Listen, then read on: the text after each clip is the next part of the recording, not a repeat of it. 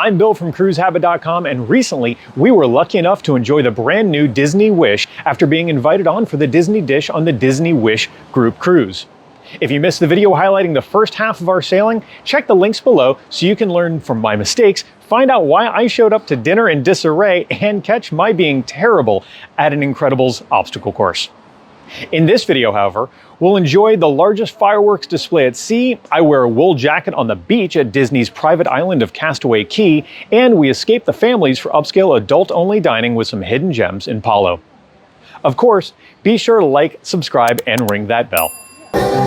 We enjoyed The Little Mermaid, and we'll talk about that in a little bit. Right now we're out on the top deck because the pirate party is going to be starting, and there's going to be fireworks firing off at Disney Wish. Only one cruise line has fireworks at sea, and that is DCL. And on this particular ship, they actually have double the number of fireworks compared to the rest of their fleet. So we're excited to watch. It's away from us right before our fireworks are starting. So I know it's a little fuzzy, but that's what's going on there. About now, you might be expecting a lot of ooh, ah, bang. Yeah, well, there was a lot of that, but there was also a lot of very copyrighted music. So I didn't want to load this up on YouTube. Put our own pirate party fireworks music in the background. Really cool to see the fireworks launching from both sides of the ship. It really does feel like more of a fireworks show, honestly, than it does on the other class of ships, which are still very cool. A lot of folks enjoyed it. Everyone was just kind of in awe, either at the display in general, and those who are familiar were impressed with the difference.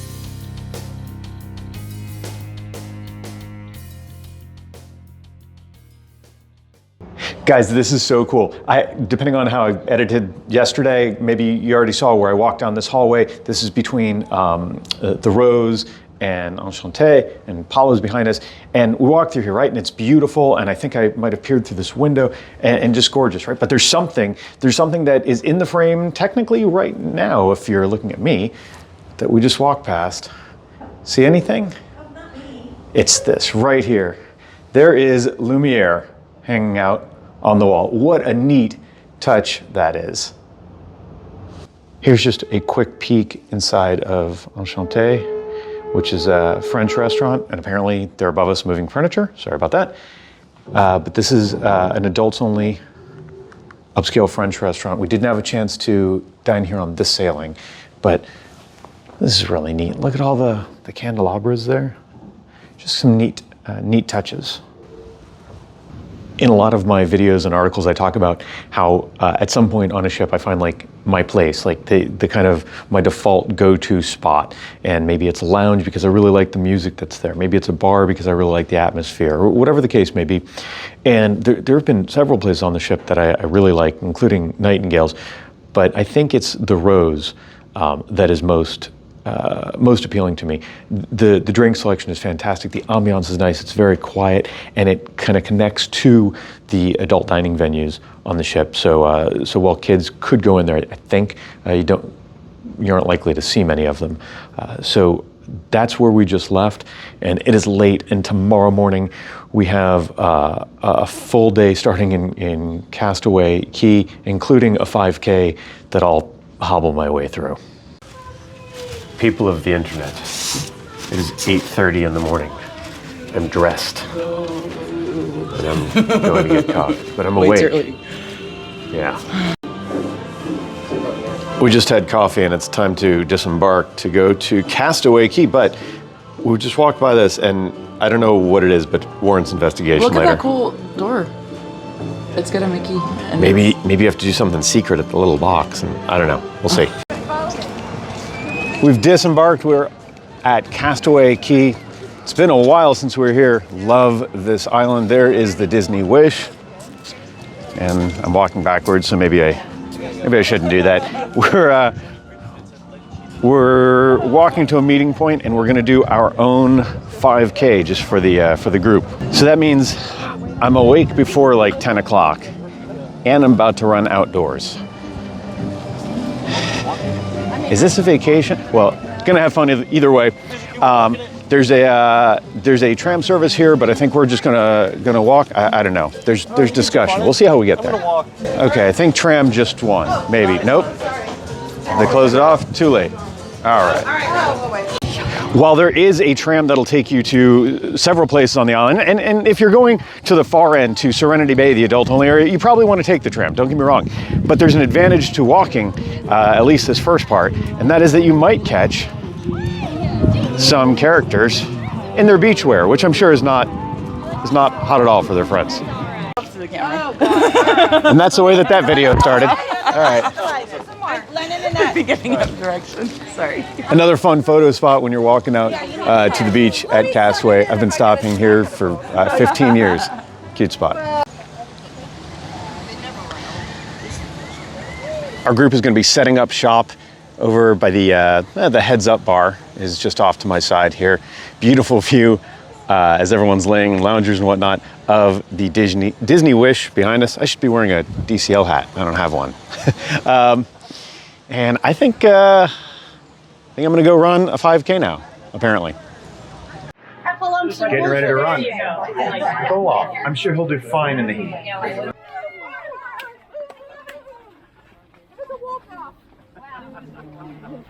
Oh yeah. This is. I'm feeling the burn. What about you guys? Feeling good? Form looks excellent. I feel like this is more work for some of us. You know what? Here's the lesson to get out of it. Read the fine print in the rules. No one ever said you had to run. All right, here we go. Regrets? I have a few. So we're running the 5K, and we're on this strip that they say used to be a landing strip, maybe years ago. We're gonna come out of here, go right, and go all the way down to Serenity Bay. They also say that this island was used for running drugs many years ago. I don't know if they actually know that, but it's the Bahamas, so seems plausible. There's the observation tower. I'll put in some pictures from when I was there in the past because it's too hot to go up there right now. Water break though. That I can do. Way to set an example. Yeah. I've already finished. I have my medal. This is where I should be. This is the entrance to Serenity Bay, the adult-only area. And we could have even taken a tram here. Look at that. A little over 1.5 miles. 1.5 to go. Look at that sun. Oh boy. Coming in hard! Coming in fast!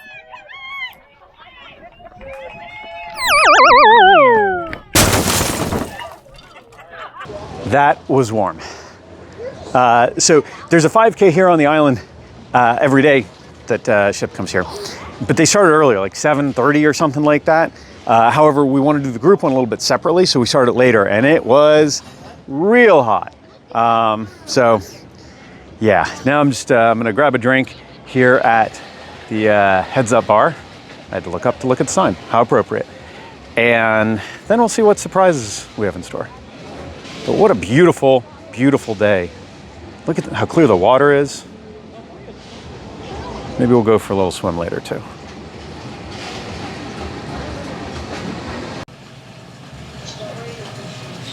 The signage at the bars at Castaway is always fun. Nice theming even at the outdoor bars. Since we had a lot of folks out in the sun, enjoying this beautiful day, at one point, Len and I thought maybe we'll serve some drinks. Len did most of the work, but we had to do it in a different way. So we went as characters from the Love Boat, Isaac, and I don't know if I was Captain Stubing or if I was Doc. I don't know. It wasn't that accurate. But we had a really nice time. Served some drinks. Len from Touring Plans bought folks drinks, and now we are. Then we had some lunch, and now we are out here, and they're having a run like a pirate contest. And while I have blisters on my feet, I don't know that I quite run like a pirate. Big thanks to Len for letting me play along. That was a lot of fun. Also, thanks to my father. That is his 1974 NCL officer's uniform. And yes, Dad, I will make sure to have it well laundered before I give it back to you. 2, 1, go! Yo ho, a pirate's life for me. Oh, that was good. Props.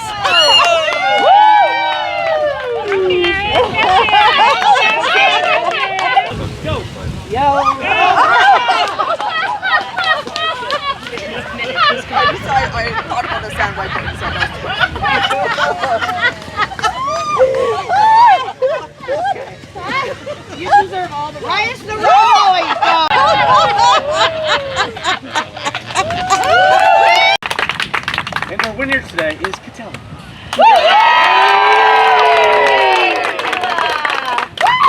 Right across these guys. Everyone else is getting ready to head back to the ship. Oh, you rascal. They're still on vacation. Yeah, they're in vacation mode.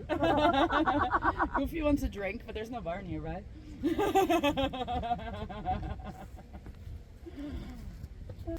Oh! Okay, Goofy, let's try. Let's try. Sorry. Ta-da! Now hopefully you can get in air conditioning soon. Thanks.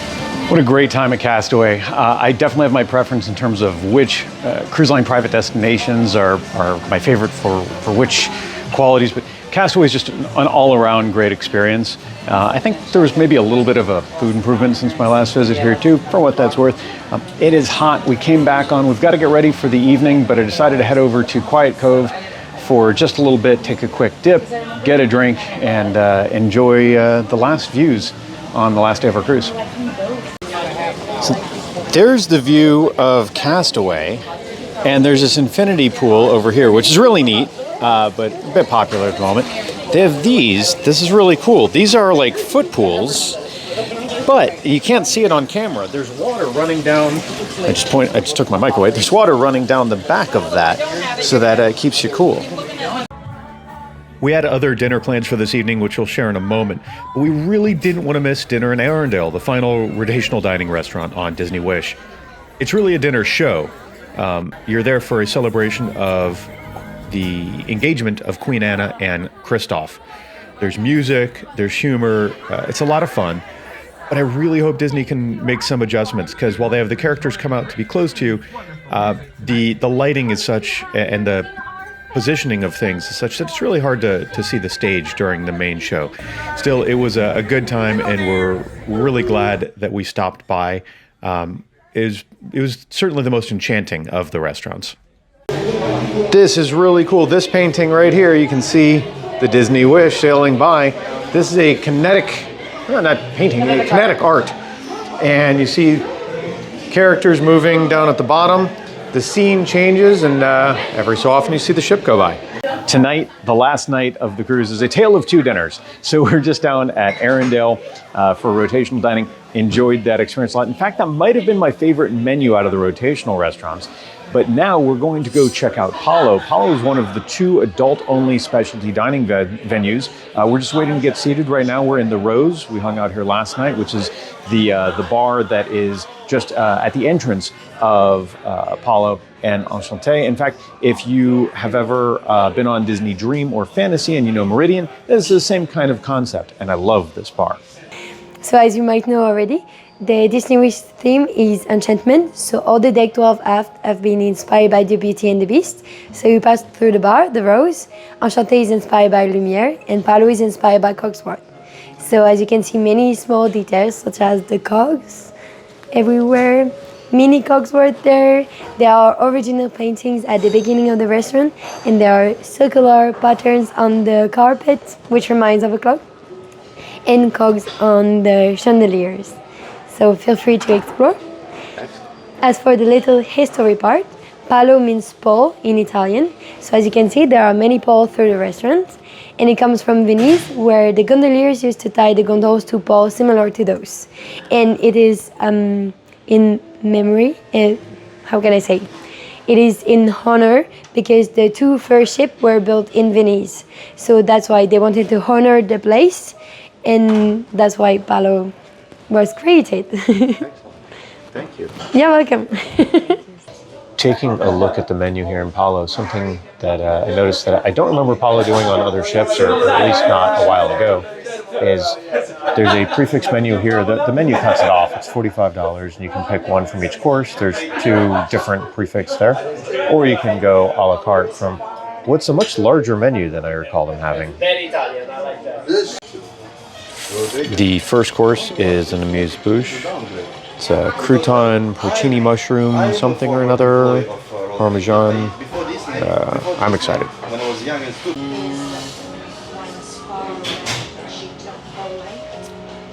Perfect. This is the agnolotti, which is butternut squash, buffalo mozzarella, amaretti, sage brown butter, and basil. And this is the soft potato gnocchi. Roasted tomatoes, pine nuts, basil pesto, and a wine sauce.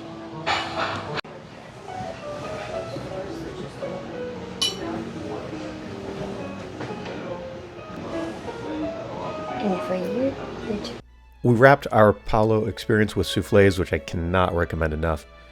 While we found dining on Disney Cruise Line to be better this sailing compared to past cruises we've enjoyed with them, Palo really stood out, not just for the quality of the food, though that was excellent, but for the experience. Everything was very warm and approachable, but at the same time, very much upscale. It was also a great way to escape the hustle and bustle and the kids, the very high energy, we'll say, elsewhere on the ship, and just have a wonderful and quiet reprieve. Thank you to our wonderful server, Maud, who was excellent, kind, and she was also the one who shared some Palo insights in this video. She even helped coordinate things when we stepped back into Rose for a brief meeting. By meeting, of course, I mean tequila with a friend. They had Comos Reposado Rosa, which over in Rose, which we fell in love with on another cruise about a month ago, and had to make sure we sampled with friends on the last evening.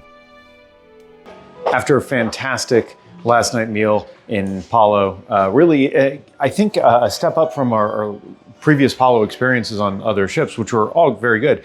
We're just kind of walking around the ship, checking out some things as the night comes to a close. And it is just wild, the number of things that we've not had a chance to see yet or try at all. On a 3-night cruise, this ship just has so much that it's really impossible. So you've got the Joyful Suites, Inside Out Joyful Suites here, which looks really cool. Never mind, I'm sure I'd like some of the things inside. But yeah, there's a lot going on this ship. They have all these small venues so that you can have more choices, and that's really great. But on a 3-night cruise, it makes it really tricky to even come close to seeing it all. It's time. It is time to turn in at the end of the cruise. Got an early morning tomorrow. That's one thing that I don't miss about DCL. They start this embarkation real early, and I know that's very convenient for some folks, but boy, it's early. So right now we're just taking a walk on the promenade deck. The characters on the windows. I think we should show that for a moment. I don't know if you guys can see. It's a little tricky to see depending on the lighting, I guess, but that is pretty cool. So we're just taking a walk on the promenade deck, get some fresh air before we go to sleep, and realize we hadn't taken a walk out here yet. So we'll see what there is to see. On the promenade, there are stairs. Oh, that's Triton's Lounge, just looking through a window here. There's stairs, so you can't go all the way around the promenade deck if you can't do stairs. Now, not that you need to go all the way around the promenade deck, but I know a lot of people enjoy that, so something to keep in mind. Gonna keep walking, we're walking forward now. We kept walking forward, and we have a mystery now. There's Mystery a door.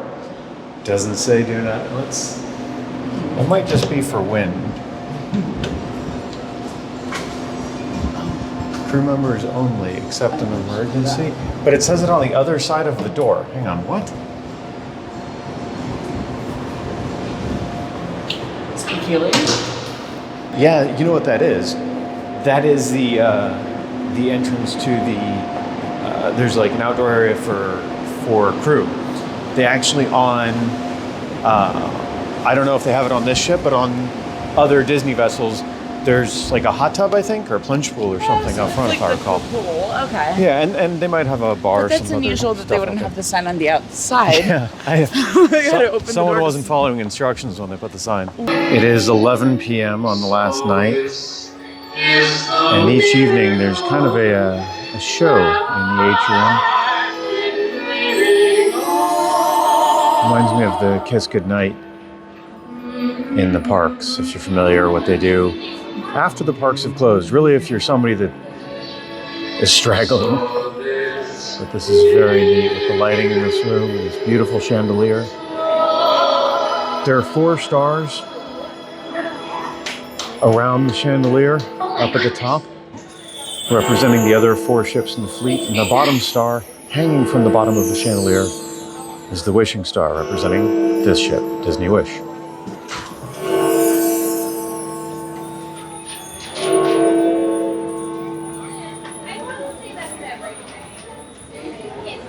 In the video covering the first half of our cruise, I mentioned that there was more to the story of our delayed luggage. Well, it turns out there was a small multi-tool in my checked bag that security confiscated at check-in, and that likely led to the delay. Disney didn't do a great job of letting us know, however. They left us a note in an unused pocket of the suitcase, so we didn't find out until we returned home. To their credit, however, I completed a lost and found form online, and in less than 48 hours, I had my confiscated item back in hand with no charge for shipping. Live and learn, and good job on the recovery by Disney. Now, you might have noticed that in this video, we didn't show much of our stateroom, so check the links below for a full room tour of our cabin from this cruise. A big thanks to our friends and partners at Touring Plans Travel for making this all possible. If you want expert help on your next cruise, Disney parks trip, or other travels, check them out by going to cruisehabit.com/touringplans. I hope you enjoyed this two-part vlog from our first trip back on Disney Cruise Line in the better part of a decade. I know we enjoyed sharing it. While we don't have kids, Disney does such a great job that I'm confident we won't wait so long to return, and when we do, we'll bring the experience to you. So be sure to subscribe. Check out our other videos from vlogs from other cruise lines and tips for cruising in general. Thanks for watching, and we'll look forward to talking ship with you again real soon.